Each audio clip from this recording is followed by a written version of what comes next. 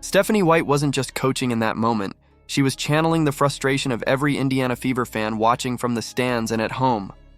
The whistle had cut one too many times against her team. And when Aaliyah Boston took another blow inside without protection, when Lexie Hull got tossed around and still ended up whistled for fouls she never committed, White finally snapped. She let the officials have it. And when the technical foul came down, you could feel the entire building nod in agreement. Because for once, someone inside Gainbridge said out loud what everyone else was screaming: this wasn't basketball. This was sabotage. Think about the impossible situation the Fever walked into. 6 players gone before Game 1 even tipped off. Caitlin Clark, the superstar face of the league, sidelined with a season-ending groin injury. Khloe Bibby, out with her knee. Sophie Cunningham and Sydney Colson, gone with their own knee problems. Arie McDonald, her foot betraying her at the worst possible time. And then, less than 24 hours before the playoffs began, Deirnis Dantas ruled out with a concussion. That's not bad luck. That's catastrophic. Imagine trying to win a playoff game with half your roster gone before you even walk into the building. That was Indiana's reality, but instead of folding, the Fever doubled down. They brought everyone. 16 players, injured or not, boarded the plane and filled the rows of Gainbridge's bench until it looked more like an airport waiting area than a sideline. Sophie Cunningham joked she was basically on the medical staff now, but behind that humor was a truth fans couldn't ignore. This team was broken physically, but unbroken in spirit. Empty seats on flights were filled. Voices in the huddles were louder. And when the game began, the Fever didn't look like a team on life support. They looked like a team ready to swing until the final bell. That's why the officiating stung even deeper. Indiana came out firing, building a 15-6 lead behind Kelsey Mitchell's sharp shooting and Boston's relentless work inside. They weren't supposed to be ahead, but they were.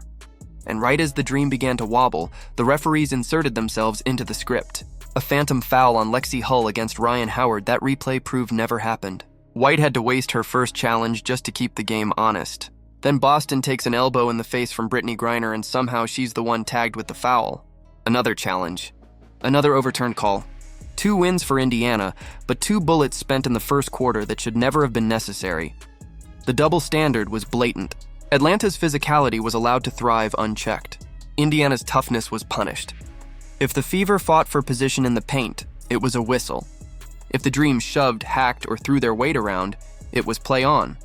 That imbalance wore on the team's rhythm like water dripping on stone. You could see Mitchell shake her head after being bumped on a drive with no call, only to watch her opponent earn free throws on the other end for the same contact. You could see Boston, already buried under double teams, look to the officials in disbelief after another possession ended not with her at the line, but with Atlanta holding the ball. And then came the technical foul on White. A punishment not for breaking the rules, but for daring to demand fairness.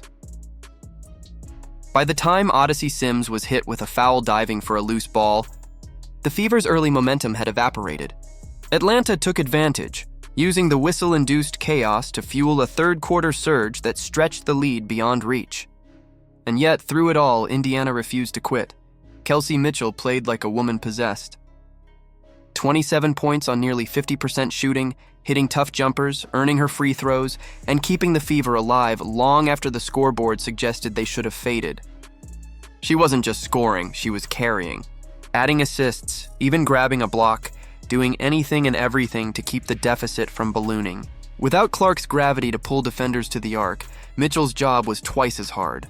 But she delivered. Every bucket she hit felt like a protest against the forces trying to silence her team. Boston, despite foul trouble and an endless parade of bodies shoved her way, still clawed down 12 rebounds. She fought in the trenches, playing through contact that would have sidelined others, keeping possessions alive and giving Indiana second chances they desperately needed. Offensively, she only logged 8 points, but the sheer effort she displayed was the kind of work that doesn't fade in memory. It's the kind that defines reputations. Lexie Hull chipped in too, hitting one of Indiana's rare threes on a night where the rim seemed to close tight on every Fever jumper. She added 9 points, but her real contribution came in grit. Diving, hustling, contesting every shot she could, even when the whistle punished her for doing her job. Players like Hull are easy to overlook when you just read a box score, but without her energy, the Fever would have been buried long before the fourth.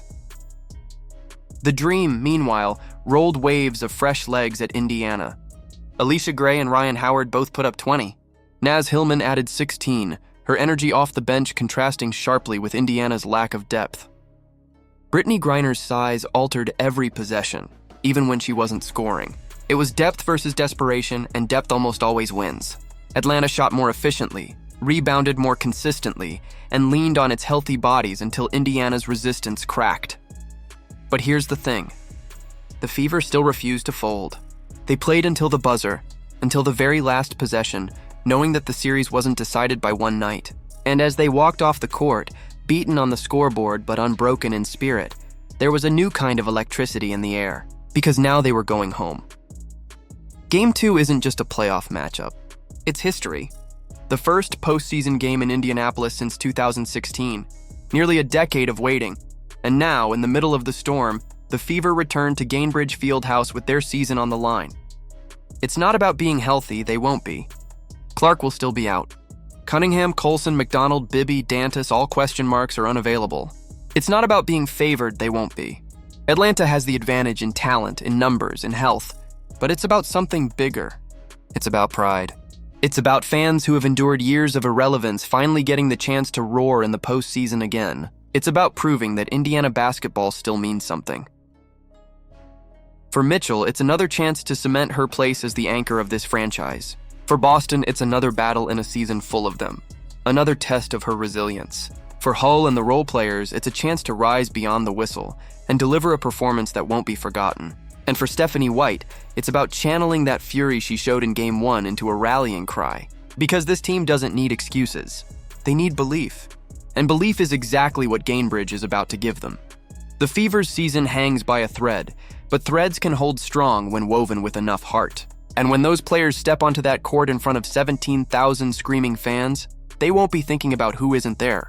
They'll be thinking about what's still possible. One win changes everything. One win sends the series back to Atlanta with the pressure flipped. One win keeps the dream alive. So now it's up to them, and up to the fans who have waited nearly 10 years for this chance. Because when the ball tips in Indianapolis, it won't just be about basketball. It'll be about pride, resilience, and proving that no matter how many players you lose, no matter how many whistles go against you, no one can take away your fight. Do you think the Fever were robbed in Game 1? Was it bad luck or bad officiating that tilted the floor? And more importantly, do you believe this team can rise at home and flip the series on its head? Let me know in the comments.